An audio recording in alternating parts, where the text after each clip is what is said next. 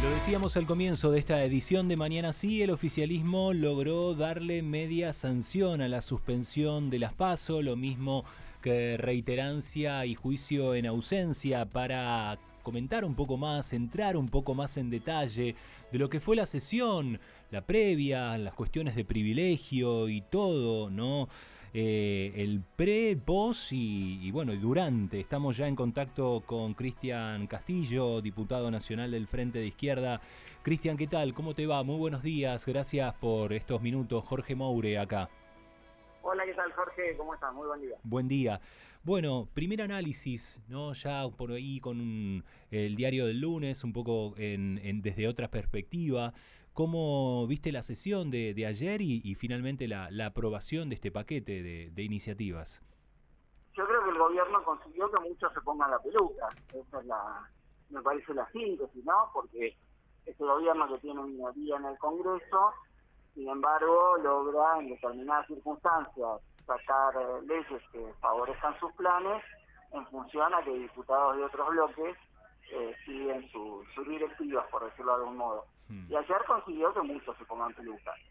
Por eso en lo que fue el primer mojón de una reforma política que va a ser muy, muy retrógrada, que tiene como primer paso lo que se votó de suspender las PASO, el gobierno consiguió que una parte importante, no solo de la oposición que habitualmente vota con ellos, como el PRO, sino también los partidos de Innovación Federal, una parte del radicalismo y muchos diputados del peronismo le terminasen votando el plan que quería el gobierno, que es el rediseño del sistema electoral de acuerdo a las condiciones que ellos creen más favorables para sacar el mejor resultado posible en la elección de medio término. El Y gobierno, bueno, sí, no te decía, Cristian, ¿no? Porque el gobierno avanzó con un paquete de reforma política, ¿no? Así lo llamó, pero terminó planteando y llevando a la mesa de discusión, tanto en el plenario de comisiones como en el recinto, solamente suspensión de las PASO. sí, finalmente, o sea, todo el plan el gobierno no lo pudo imponer, pero logró el primer mojón. ¿Por qué? Porque el gobierno diseña el calendario electoral a medida en un año electoral, algo que había hasta el momento un acuerdo tácito de que no se hacía, o sea que en el propio año de la elección no se modificaba el sistema de votación, y ahora lo ordena para tratar de ampliar, o sea, para generar las condiciones para ampliar su mayor representación posible en el Congreso. Y sabemos que logrando eso va por el resto de lo que no pudo aprobar ahora, que es quitar el financiamiento público a los partidos políticos, Sí. y que solo sean las grandes corporaciones las que liciten quiénes se pueden presentar, quiénes no y a quiénes no. Ese es el plan de fondo del gobierno y yo creo que es a lo que va a avanzar después de la elección de medio término, si le sale como planifica de ya, que como todavía falta mucho y todos los planes se hacen digamos, en el diseño abstracto, después cuando si lo llega a concretar va a avanzar en eso, pero bueno, hay que ver si logra finalmente materializar. Y después, bueno, avanzó con otras dos leyes que nosotros cuestionamos, que es sobre todo la de reiterancia, ¿Por qué? porque viola el principio de inocencia. Vos te podrían dar una prisión preventiva por el solo hecho de que se detuvieron 2 veces, no porque estuvo probado que vos cometiste el delito. Y eso puede dar lugar a todo tipo de arbitrariedades, sobre todo para la criminalización de la protesta social. Vas a una manifestación, te detienen por resistencia a la autoridad, te liberan, vas a otra manifestación, te detienen y ya vas preso. Por ese solo hecho, digo, en función de las modificaciones que han hecho, le dan por lo menos a los fiscales de la justicia la posibilidad de hacer eso. Y así, de hecho, ha sido utilizado en algunas provincias, como Mendoza, donde por haber participado en reclamos por paritarias, dirigentes sindicales fueron detenidos y llevados a juicio, una cosa insólita. Digo esto porque uno de los te quería hacer como un repaso de lo que pasó en el día de ayer, ¿no? Por un lado este tema, ¿no? El tema de la reiterancia y preguntarte sobre qué lectura haces del discurso que hizo José Luis Espert en cuestiones de privilegio sobre el tema inseguridad, hablando de llenar de balas a los delincuentes, de darle fusiles a los policías, de tratar de atorrante, de asesino a Axel Kicillof, pero hablar de la inseguridad en la provincia de Buenos Aires, puntualmente. Bueno, que hay un tema que es un problema, es así. Lo que pasa que lo que dice Espert es llevar al extremo el fracaso de las políticas punitivistas que se vienen llevando hasta ahora. O sea, acá la población recurrentemente se le hace creer que con leyes que metan más gente en la cárcel, esa es la lógica, acá se acaba el problema. Y eso se ha mostrado que no es así, de la reforma de la ley Bloomberg, la ley Petty, o lo que van a hacer ahora.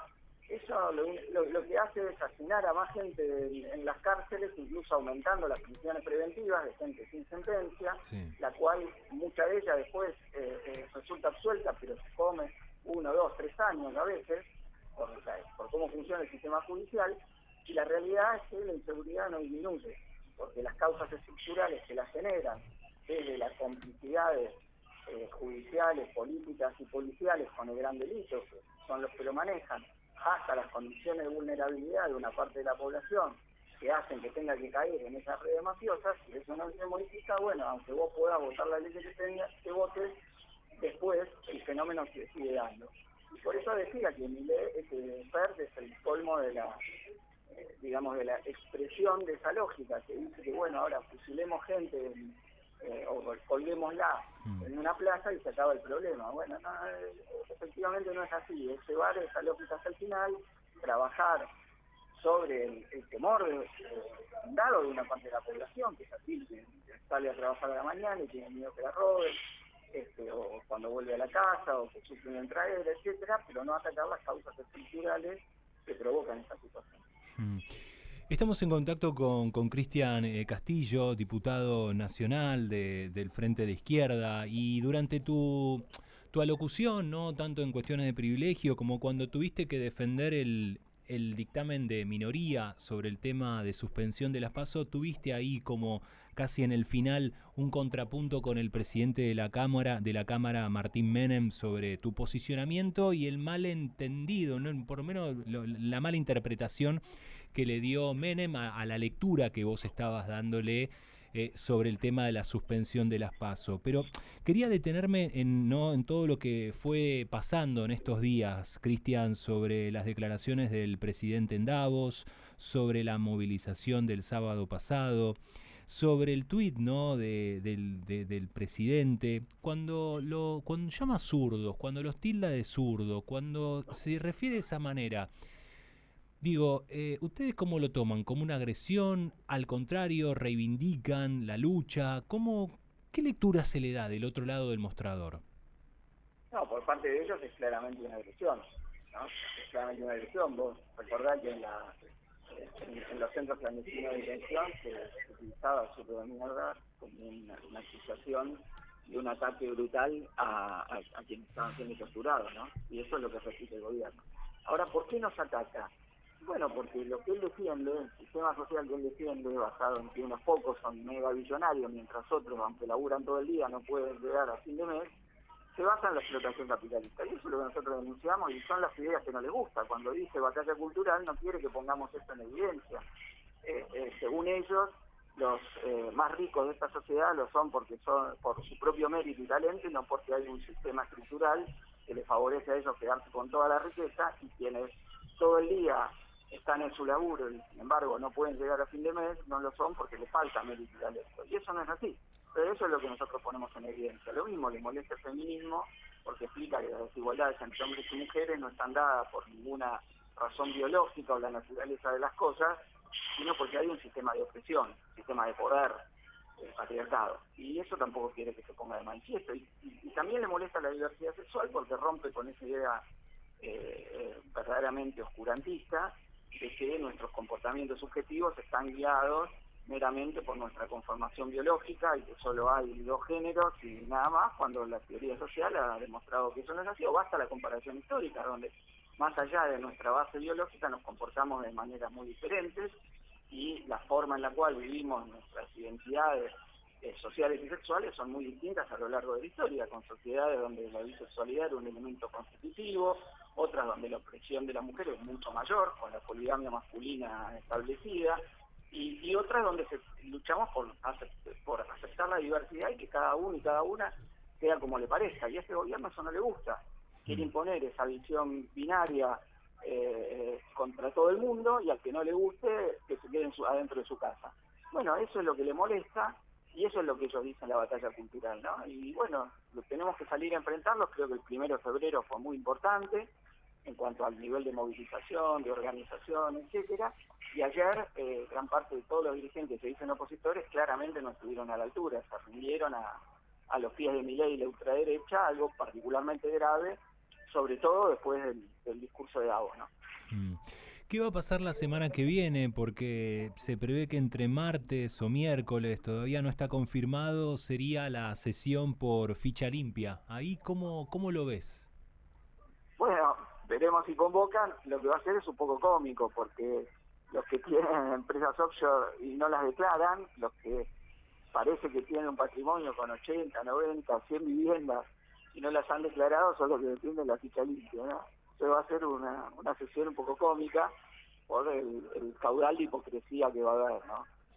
Con una ley que, bueno, es una ley que sabemos que el Poder Judicial la puede utilizar prescriptivamente contra determinados candidatos, como ocurrió en Brasil, por eso nosotros no la vamos a apoyar, que se mueve sobre una idea de que la idoneidad del candidato se define a partir si tiene o no tiene causas, que en realidad lo que es darle instrumentos a un Poder Judicial totalmente sospechado, parcial y muchas veces corrupto, de decidir quién es candidato o no. Y por eso daba el ejemplo de Brasil, donde una causa ilegal armada contra Lula lo apartó de la carrera presidencial cuando era el candidato más favorito y permitió la llegada del gobierno de Bolsonaro, ¿no? Entonces, ya sabemos cómo se instrumentan estas leyes, más allá de cómo se formulen, cómo se presenten a la población. Por eso, en nuestro caso, no le vamos a dar esta cosa. ¿Acá la idea es correr a Cristina? Puede ser, lo pueden utilizar, pero dejan el atributo legal más allá de Cristina. La pueden utilizar contra ella o no, pero ya está. O sea, lo clave es que le dan ese instrumento a jueces que son muy parciales y que los hemos visto actuar con esa parcialidad, y entonces pueden correr un candidato que no les gusta. ¿Y por qué el Poder Judicial tiene que entrometerse para decidir quién es candidato y quién no es candidato? Y esa es la clave de la ley que se va a aprobar, ¿no? Y por eso en nuestro caso la rechazamos. Hay también un dictamen de minoría de Unión por la Patria que tiene una contradicción, porque en la discusión en comisiones uno de sus diputados hizo una denuncia de lo que era cada uno de los jueces que iba a decidir esto y que verdaderamente era de terror, pero ellos después hacen un dictamen que amplía la cantidad de delitos, aunque depende de la sentencia de la Corte. Sentencia firme, ¿no? Hablaban de sentencia firme. Claro, que es lo que hay ahora, digamos, claro. Para ir más lejos. Pero es un error, ¿para qué ampliar y darle? No, a ver, estas leyes viene un modelo desde las embajadas norteamericanas de los distintos países con una peculiaridad, que en Estados Unidos no la aplican y la aplican en el resto.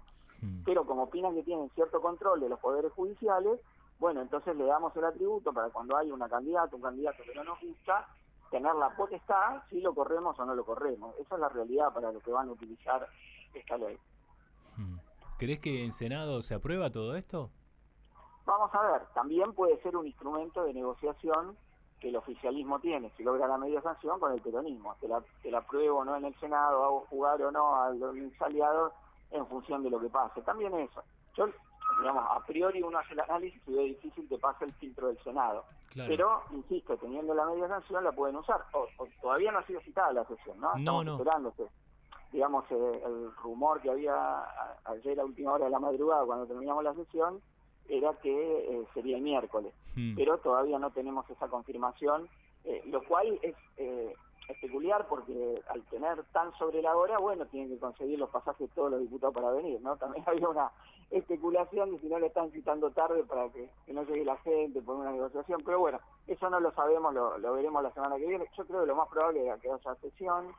Y bueno, pero va a ser un debate también divertido porque algunos tienen que explicar muchas cosas.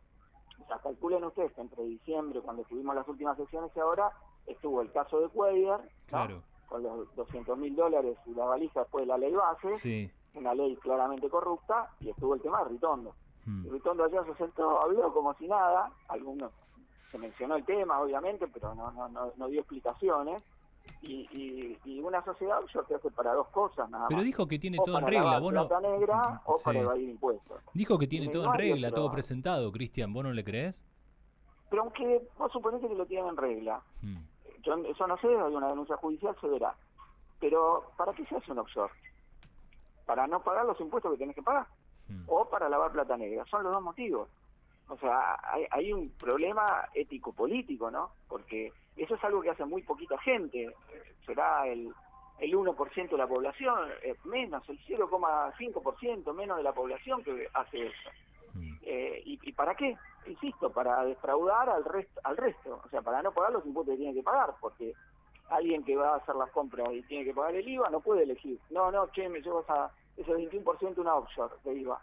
O que le descuenten el impuesto a la ganancia. Vos no lo elegís, sos asalariado, te lo descuentan. Sí. En cambio ellos, no, dicen yo no pago los impuestos que tengo que pagar, lo llevo afuera, lo meto en un paraíso fiscal, en una guarida fiscal, en Delaware o donde sea, aquí las Caimanes y chau.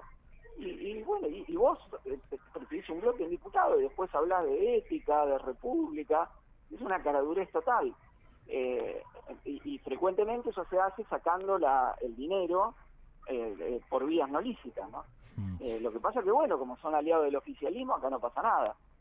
Pero bueno, lo van a tener que explicar, o por lo menos quedarán en evidencia.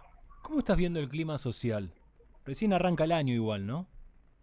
Mirá, creo que empezó con una poderosa manifestaciones en contra del gobierno, ¿no? Después hay impotencia en sectores que tienen mucha bronca, pero ven que los dirigentes sindicales no están a la altura de la defensa de los derechos, ¿no? Pero me parece va a ser un año movido, porque el gobierno insiste en sus ataques, insiste en conducir la sociedad cada vez más por un sendero autoritario y oscurantista, para establecer la dictadura de los más ricos, y después de un año la gente está peor de como estaba cuando asumió Milei. Esa es la realidad incontrastable.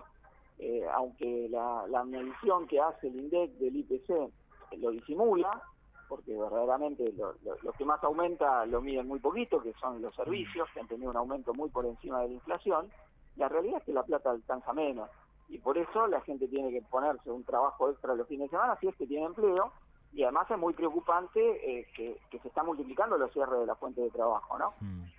Tanto de empresas importantes, como el caso de General Motors, que acaba de echar 300 trabajadores en su planta de General Alvear y cerquita de Rosario, o Nissan, que anuncia que se va dentro de poco, con 600 trabajadores que quedan en la calle, ¿no? El cálculo último que vi es de casi 200.000 puestos de trabajo formales, sumale, duplicale los informales a eso, pero 200.000 puestos de trabajo formales de calidad, que después no se recuperan. O sea, el traslado de empleo es de empleos calificados a empleos basura, empleos precarios sin derecho, cuando no un cierto aumento de la desocupación. Pero eso es un problema grave. Ahora, si tenés empleo, la realidad es que la plata te alcanza menos. Aunque el gobierno diga lo que diga, sus comunicadores lo presenten como lo presenten, esa es la realidad con que se choca toda la población.